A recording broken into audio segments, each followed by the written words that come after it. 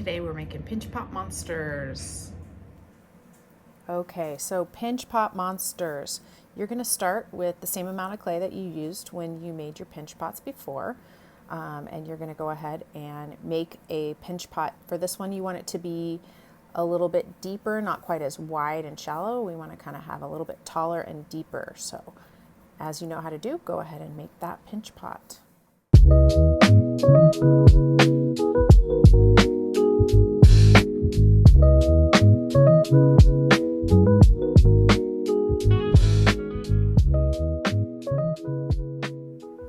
So now I have my pinch pot. It is a shape and size that feels about right based on the amount of clay that I had.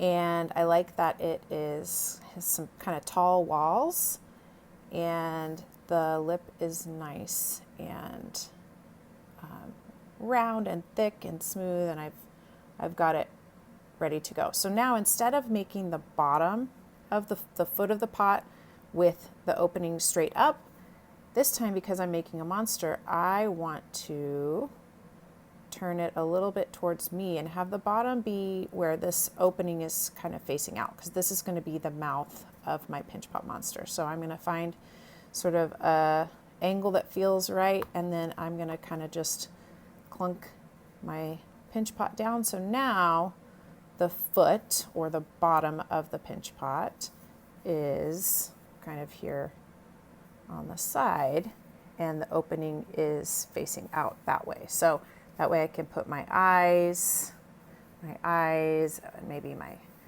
arms sticking off, or some teeth, and I can be looking into the mouth of my monster. So now I've gotten my pinch pot sitting the way that I want it to, so I can start constructing my monster.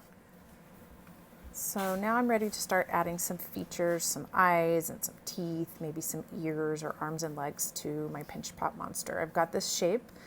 It's ready to get its features. So I'm going to scooch that out of the way a little bit and take a peek at my drawings. So you've done some drawings. I did some drawings thinking about what kind of shape eyes I want. Do I want them sticking up off the top? Do I want them stuck here to the top of the mouth? Do I want arms and legs? Do I want ears? And so those are some of the things I'm thinking about, and I'm ready to start making some features. So I'm going to take another piece of clay, and I'm going to start by rolling out a little bit of a slab. And this is something you will do with a rolling pin. And we haven't had a lot of instruction on rolling with a rolling pin, but because you're using small amounts of clay, it won't be too difficult. So I have a little piece of clay here that is about a 1/4 inch thick, and I am going to use this to start cutting out some features. So this is where you kind of get to have fun and use your imagination, use your sculpting skills to start making some different shapes. As long as you don't stick anything to your pinch pot monster that is thicker than your thumb, we don't stick really solid pieces on, no big round spheres. As long as everything is relatively thin or hollow, it's fair game. So I cut this oval out, and I'm going to use this to kind of create an eye. I need a second one. Maybe I want it to be the same shape, so I'm going to go around this one. Maybe it's going to be a little bit bigger, or maybe I trim some off after the fact. So I'll get rid of some of this clay and kind of try to turn this into about the same shape as the other one that I started with. So these are going to be my eyes. I am going to create the rest of my features, and as I go, I'm going to kind of try them on. What will that look like if I stuck those here? Do I want to carve into them a little bit more? So those are all decisions I'm going to make kind of as I go. I might reference my drawing again and see, oh yeah, I had some areas in the eyes that were maybe a little deeper. So those are all things that I'm going to do before I attach.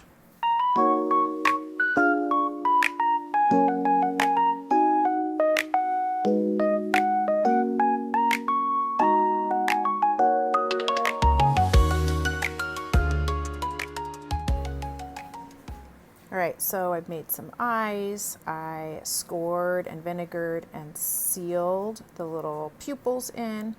I've cut out some teeth, ready to attach those. And I think I might want to put some legs on my Pinch Pot monster. So one thing I want to show you is that I cut all of that other stuff out of that slab that I had rolled. But now, if I want to put some legs or feet on, I can't really cut those out of a slab. I'm going to need to use a little coil. So the way that I can do that is just by rolling kind of a round, we call these coils in clay. So it's like a little round tube of clay or a little round cylinder. It does involve using some consistent pressure on the table. Some of you have practiced rolling coils and some of you haven't. That's okay. One thing I want to show you is if you are going to attach a coil to a pot, clay does not like to be super skinny. So I can't roll a long, skinny tube of clay and attach it and have it not break. I need to make sure it's relatively short and that my attachment place where I'm going to attach it to the pot is wider than the rest of the coil. If I am going to turn it around and attach the skinny part, I have less space to score and attach to the pot. So I want to make sure that the legs that I'm going to make have a wider place, a wider base to attach to the clay pot so that they will stay stuck. And I also don't want this coil to be very long or very skinny because clay breaks when it's long and skinny and doesn't have anything to be supported by. So I'm going to make the rest of my legs now and then I'll show you how they get attached.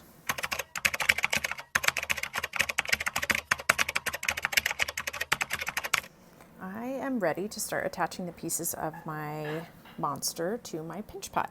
One thing that will happen if you make your pinch pot and try to attach all at the same time, your pinch pot's still pretty wet and it's going to be really soft.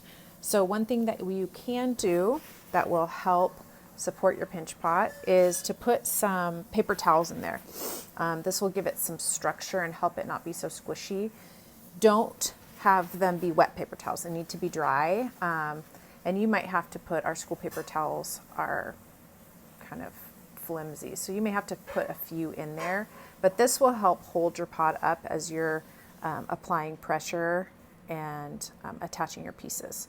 So I decided, because I want teeth on the inside, I am going to need to attach my eyeballs to the top. You can't see that. So that the teeth aren't in the way. So this is going to be an attachment that is probably my most tricky, but I'm going to start with the teeth. So just like you've practiced, we score, vinegar, and seal. And I'm going to score everything, all those teeth, first straight away. So I can just apply them all at the same time. And then I've already decided I want 2 teeth on the bottom and 2 teeth on the top. So I'm going to go in and score the place where those teeth are going to get attached. If you have paper towel in there, you just have to make sure you don't let that get in the way. And I'm going to score up here too, so that I know it's ready to go. And then I will apply a little bit of vinegar, just like you've practiced. I'm going to put it on the top too while I'm here. And then I'm going to stick these teeth right on. And remember, so I scored, applied vinegar, and now I'm sealing to make sure that they're really attached.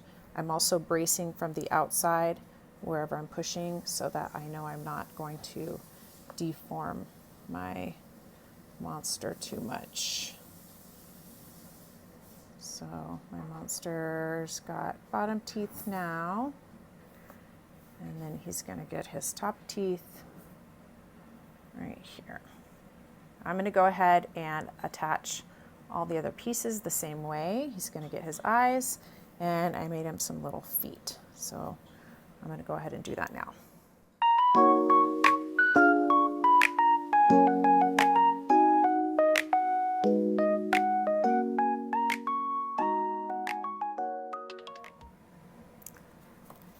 here is my monster. He's got all his pieces attached.